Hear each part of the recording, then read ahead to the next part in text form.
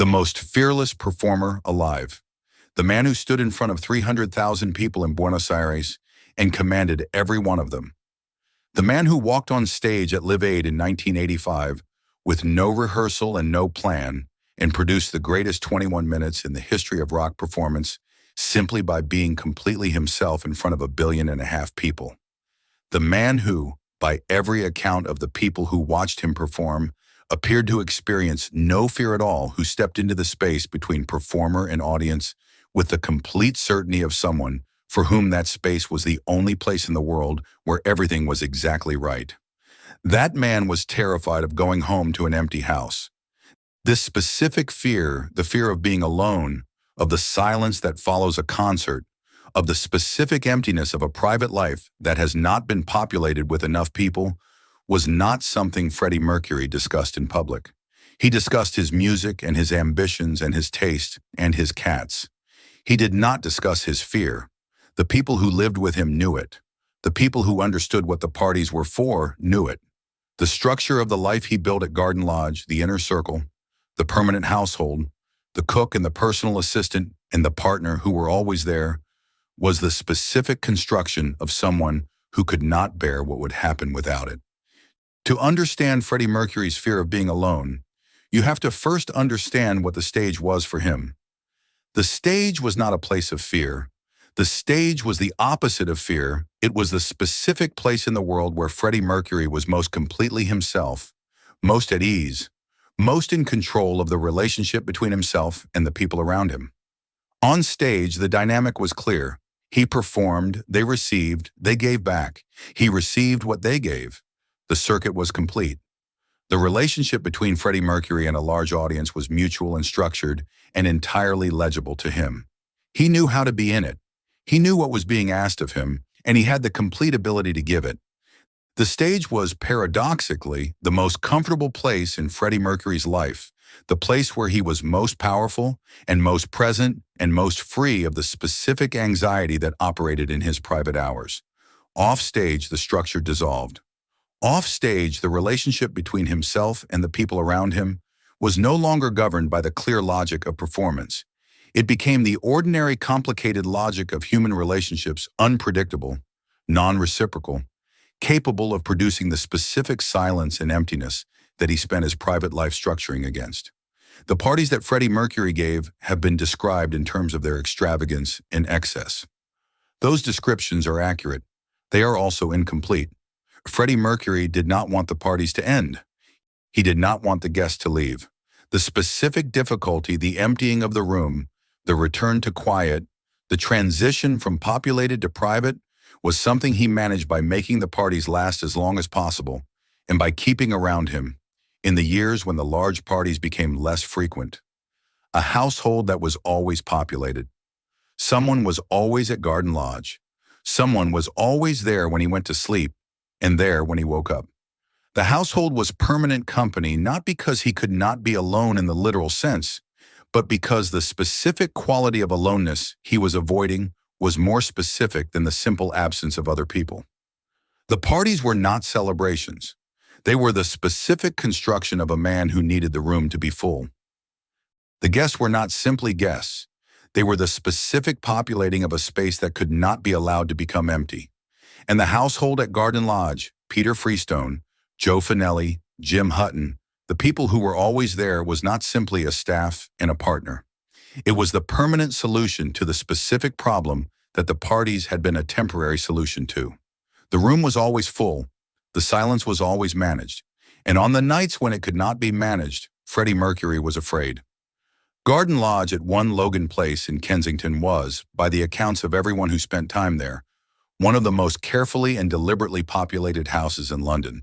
Freddie Mercury had designed it and furnished it and filled it with art and objects and cats, and crucially, with people. The inner household, Peter Freestone as personal assistant, Joe Finelli as cook, Jim Hutton as partner and gardener, lived there permanently.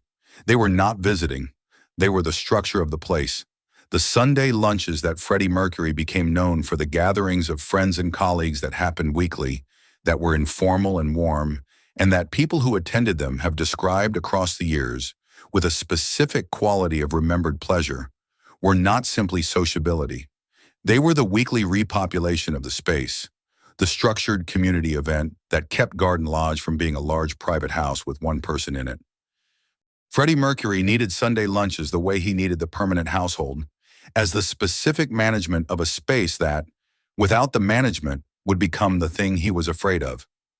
The years that Freddie Mercury spent in Munich in the early 1980s recording, living in the specific freedom that an anonymous city offered a person of his fame, were the years in which the private life became most visible to the people close to him, and in which the fear had the most room to be seen. Munich was where Freddie Mercury was most alone, in the sense that the structured household of Garden Lodge was not there. The permanent inner circle was not in the same city, and the company he kept was the company of clubs and bars and the Munich gay scene that he inhabited with a freedom he could not have in London. Peter Freestone has described this period with honesty. Freddie Mercury went looking for company, consistently, urgently, in the specific way that someone goes looking for something they cannot find.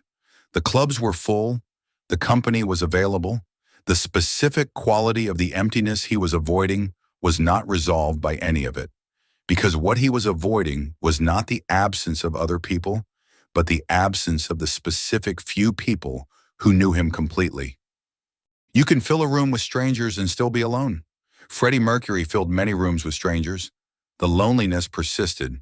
The one relationship in Freddie Mercury's life that appears to have resolved the fear or to have come closest to resolving it was his relationship with Mary Austin.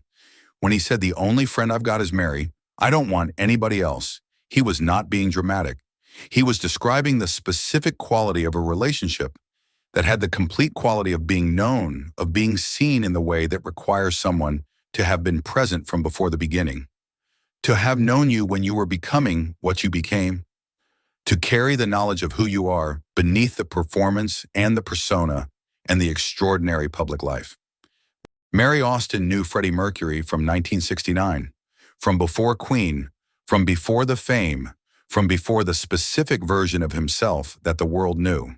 She knew the version underneath, and the version underneath, the one that was afraid of going home to an empty house, was the version she had always known and had always been comfortable with. Freddie Mercury described her as the only real friend he had, not as a form of ingratitude toward everyone else who loved him, but as the accurate description of the specific quality of being known that only she could provide. All my lovers asked me why they couldn't replace Mary. That sentence is not about love in the romantic sense. It is about the specific quality of being known so completely that the person who knows you is the only person in the world whose company actually resolves the fear. Everyone else populated the room. Mary Austin resolved it. The parties filled the silence. Mary Austin made the silence bearable. He knew the difference. He was telling you the difference when he said it. The distance between Freddie Mercury on stage and Freddie Mercury at home was enormous in a specific way that the people who knew both have consistently described.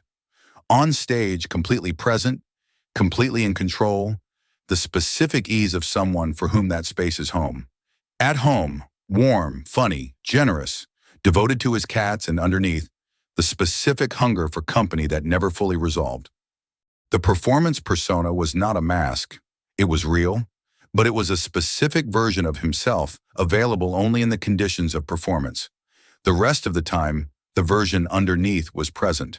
The one that needed the household populated, that needed Sunday lunches, that needed to know someone would be there when he woke up.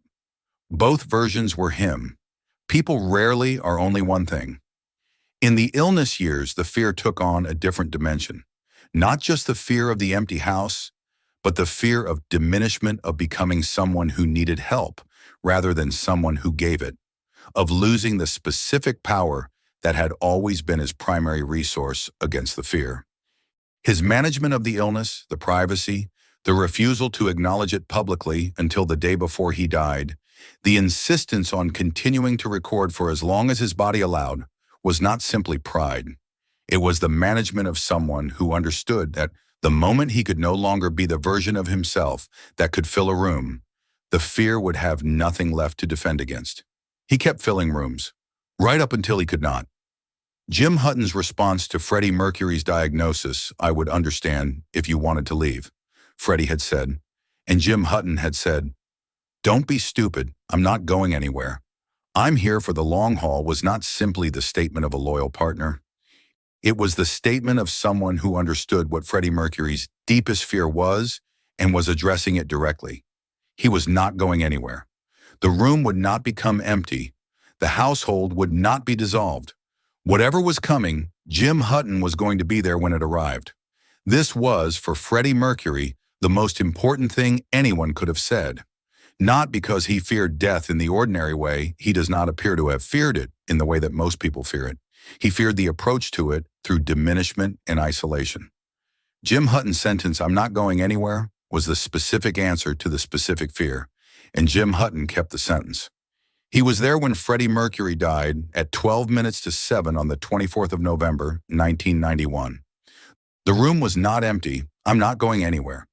Jim Hutton said this in 1987 when Freddie Mercury told him the diagnosis.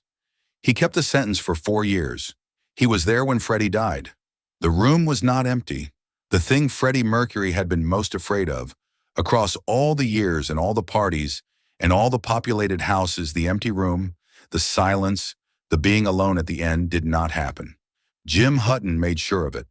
That is what the sentence meant. That is what it was for. The fear Freddie Mercury carried, the fear of the empty room, of the silence when the people who know you have left, is one of the most common fears in human experience and one of the least discussed. What makes it significant in his context is the magnitude of the contrast. The person who filled the largest rooms on earth with his voice and his fearlessness was afraid of a quiet house. He needed people the way any person needs people, completely, without performance, with the vulnerability of someone who has not found a way to be entirely alone and be at peace. He never found that way. He found something better. The people who made being with them better than being alone. And he kept them close. And he never had to solve the problem because he had something richer than a solution. The cats occupied a specific position in the Garden Lodge household worth examining. He had several: Tiffany, Dorothy, Delilah, Goliath, Miko, Oscar, Romeo. He wrote about them. Delilah, the song on innuendo, is a direct address to a specific cat with the warmth of someone who genuinely prefers the company of that animal to most human company. The cats were always there. They did not leave. They did not need to be entertained or managed. They simply occupied the space, warm, present, making the house inhabited in the quiet way that does not require performance from either party. In a life in which much of the company required management, the cats required nothing. Simply there was the thing he needed most: the parties, the Sunday lunches, the permanent household. Mary Austin, who made the silence bearable. Jim Hutton, who said, "I'm not going anywhere." The cats, who simply stayed. Every element of Freddie Mercury's private life was the specific answer to the same specific fear. The fearless performer was afraid of the empty room. He spent 30 years building rooms that could not be empty. He was very good at it. The rooms were never empty. He made sure of that. And at the end, in the early morning of the 24th of November, 1991, the room was not empty. Jim Hutton was there. He kept his promise. Freddie Mercury was the most fearless performer alive. He was also a person who needed other people the way anyone needs other people, completely, sometimes desperately, in the specific way of someone who has not found the version of himself that can be alone and be at peace. He built a life that managed this need: the parties, the household, the cats, the Sunday lunches, the inner circle that kept Garden Lodge populated and warm and inhabited. He built it consciously, with the same instinct that built his performances, the instinct that understood what a space needed in order to be what he wanted it to be. On stage, the space needed 70,000 people and a microphone stand and his voice. At home, it needed a cook and an assistant and a partner who was not going anywhere, and 7 cats whose names he knew. The fearless performer and the person afraid of the empty house were the same person, managing the same fear from both ends of it, with performance and with love, and with the specific human need for the room to be full. It was always full. He made sure of that, and that is, in its own way, the most human thing about him.